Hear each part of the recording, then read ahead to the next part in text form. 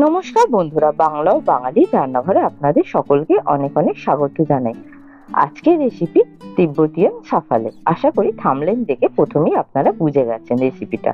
এবার আমি স্টার্ট করছি রান্না। প্রথমে সাদা তেল নিলাম, তার মধ্যে দিলাম গ্রেট করে রাখা পেঁয়াজ।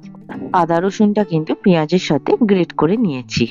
এবার দিয়ে দিচ্ছি ক্যাপসিকাম আর গাজর, দুটোকেই গ্রেট করে নিয়েছি একদম মিহি করে।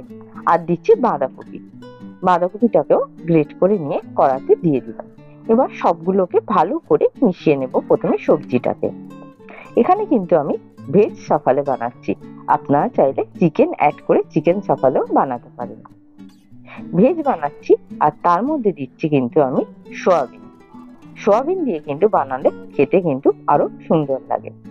এবার আমি সয়াবিনটা দিয়ে দিচ্ছি। এখানে কিন্তু আমি সয়াবিনটাকেও গ্রেট করে নিয়েছি, খুব বেশি মিহি করে করিনি, একটুখানি গোটা গোটা আছে সেইভাবে রেখেছি, তাতে কিন্তু খেতে আরো ভালো লাগবে, মুখে পড়বে সয়াবিন গুলো, খেতেও ভালো লাগবে।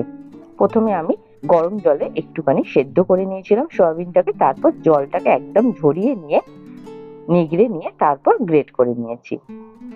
এবার সয়াবিন দিয়ে সবগুলোকে ভালো করে মিশিয়ে নিচ্ছি। একটু হালকা ভাজা ভাজা হয়ে এলে সবগুলো, তারপর আমি এর মধ্যে দিয়ে দেব সোয়া সস। এখানে আমি 1 চামচ ভিনেগার আর 1 চামচ সোয়া সস দিলাম। আর দিয়ে দিলাম হাফ চা চামচ আমি আজিনামোটো। এটা কিন্তু দিলে টেস্ট কিন্তু আরো দোকানের মতো হয়। আপনারা চেষ্টা করবেন আজিনামোটো দিতে, তাহলে কিন্তু টেস্ট আরো ভালো হবে। না দিলেও অসুবিধা নেই। আর দিয়ে দেবো গোলমরিচ গুঁড়ো, 1 চামচ গোলমরিচ গুঁড়ো দিয়ে দিলাম। এখানে আমি লঙ্কা কুচি ইউজ করিনি, আপনারা চাইলে কিন্তু ঝালটাকে ব্যালেন্স করার জন্য আরো একটু লঙ্কা কুচি দিতে পারেন। আর স্বাদ অনুসারে দিলাম নুন, আর সামান্য একটু চিনি দেবো টেস্টকে ব্যালেন্স করার জন্য। ব্যাস, আর কিছু না দিয়ে এবার সবগুলোকে ভালো করে মিশিয়ে নেব। তেলটা পরিমাণটা একটু কম রাখবেন, না হলে কিন্তু যখন পুরটা সাফালের মধ্যে ভরা হবে তখন কিন্তু তেল ছেড়ে দিলে বড্ড অসুবিধা হবে আপনাদেরই মুড়তে। তাই জন্য আমি কিন্তু তেলটা কিন্তু খুব বেশি দিইনি, কম তেল দিয়ে কিন্তু পুরো রান্নাটা করছি। গ্যাসের ফ্লেমটা একটু মিডিয়ামে রেখে দেবেন, তাতে কিন্তু জ্বলে যাবে না। আর কন্টিনিউ নাড়তে থাকলে কিন্তু আরামসে সবগুলো পুরটা একদম রেডি হয়ে যাবে আর সবগুলো ভালো মতো মিক্স হয়ে যাবে। একদম রেডি হয়ে গেছে, এবার কড়াই থেকে আমি নামিয়ে নেব। নামিয়ে সাইড করে নিয়েছি, পুরটাকে ঠান্ডা করতে দিয়েছি। আর সেই সময় আমি নিলাম ময়দা, আর দিচ্ছি নুন, আর দিলাম ময়ানের জন্য সামান্য চিনি, আর দিয়ে দেবো সাদা তেল, রিফাইন্ড অয়েল দিয়ে সবগুলোকে ভালো করে মিশিয়ে নেব। আর দিলাম হাফ চা চামচেরও কম বেকিং পাউডার দিয়ে শুকনো অবস্থাতে প্রথমে ভালো করে মিশিয়ে নিচ্ছি। মেশানো হয়ে গেলে এবার হালকা উষ্ণ জল, গরম জল দিয়ে আমি কিন্তু ময়দাটাকে ভালো করে ঠেসে নিয়ে রেখে দেবো রেস্টের জন্য। 15 থেকে 20 মিনিট রেস্ট দেওয়ার পর ছোট ছোট করে লেচি কেটে রুটির আকারে বেলে নিচ্ছি। খুবই সিম্পল, রুটির মতো করে বেলে নিতে হবে, একদম নর্মাল। তারপর বেলা হয়ে গেলে এবার আমি মাঝখানে চামচের সাহায্যে পুরটা দিচ্ছি। চামচের সাহায্যে পুরটা দিয়ে এবার দুদিকটা সমান করে নিয়ে এবার আমি বিনুনির মতো করে পাকিয়ে নেব। তাহলে কিন্তু একদম সাফালে রেডি হয়ে যাবে ভাজার জন্য। ঠিক আমাদের বাঙালিদের যেমন গোকুল পিঠে হয়, ঠিক সেইভাবেই কিন্তু মুড়ে নিতে হবে। শুধু পুরটাই আলাদা, আমাদের নারকোল দেওয়া হয় আর এখানে আলাদা পুর তৈরি করে দিলাম, ভেজ পুর। আপনারা চাইলে চিকেন দিয়েও বানাতে পারেন পুরটা, খেতে কিন্তু দুটোই সুন্দর হয়। এবার ঠিক একইভাবে প্রত্যেকটা আমি রুটির মতো বেলে নিয়ে পুরটা দিয়ে আমি বিনুনির আকারে সাইডগুলো মুড়ে নেব। খুবই সহজ, আর বানানো কিন্তু খুব বেশি টাফ না।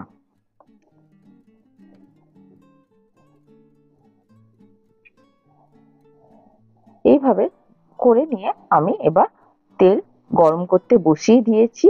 এখানে আমি রিফাইন তেলে ভেজে নেব সাফালেগুলো, তার জন্য রিফাইন তেল আমি গরম করতে বসিয়ে দিয়েছি। ছাঁকা তেলে একটু ভাজতে হবে।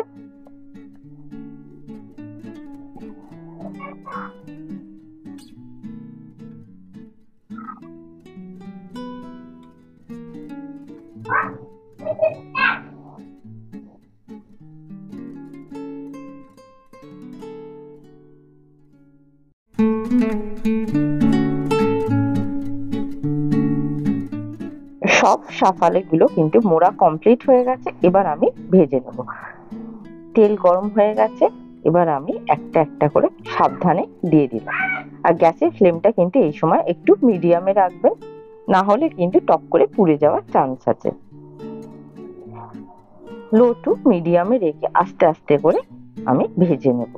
সমানভাবে দু পিঠ ভেজে নিতে হবে। এক পিঠ হয়ে গেলে আমি আস্তে করে সাবধানের সাথে আমি পাল্টে দিচ্ছি। আর মোড়াটা কিন্তু খুব ভালো করে মুড়বেন, না হলে কিন্তু পুরটা বেরিয়ে আসতে পারে আর খুলেও যেতে পারে সাফালেটা। এক পিঠ ভাজা হয়ে গেছে, এবার তেলটা একদম ছেঁকে আমি তুলে নিলাম আলাদা একটা প্লেটের মধ্যে। এইভাবেই প্রত্যেকটা আপনারাও কিন্তু ভেজে নিতে পারেন। আর বাড়িতেই এইভাবে তিব্বতিয়ান সাফালে বানিয়ে আরামসে খেতে পারেন। তার জন্য কিন্তু কোনো রকম পাহাড়ে যাওয়ার দরকার পড়বে না। এইভাবে বাড়িতেও খুব সহজেই বানানো যায়।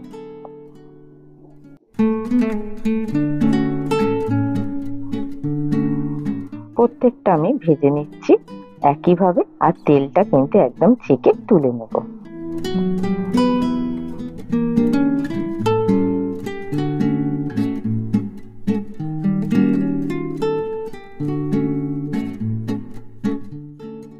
এইভাবে প্রত্যেকটা সাফালে কিন্তু ভেজে তুলে নেব। তিব্বতিয়ান এই সাফালে বানানো কিন্তু খুবই সহজ। সন্ধ্যে স্ন্যাক্স হিসাবে কিন্তু এরকম সাফালে বানালে সন্ধ্যেটা পুরো জমে যায়। আর তার সঙ্গে বাড়িতে যদি কোনো অতিথি আসে তাদেরকেও কিন্তু এইভাবে সাফালে বানিয়ে আপনারা আরামসে খাওয়াতে পারেন, আর খেতেও কিন্তু অসাধারণ হয়। ভিডিওটা আজকে ভালো লাগলে একটা লাইক করে দেবেন, তার সঙ্গে চ্যানেলটা কিন্তু সাবস্ক্রাইব করতে ভুলবেন না। আর বেল আইকনটা প্রেস করে দেবেন, যাতে সময় মতো নোটিফিকেশন গুলো আপনাদের কাছে পৌঁছে যায়। Thank you for watching. আর আজকের সাফালে একদম রেডি হয়ে গেছে। এবার প্রত্যেকটা আমি প্লেটে তুলে নেবো।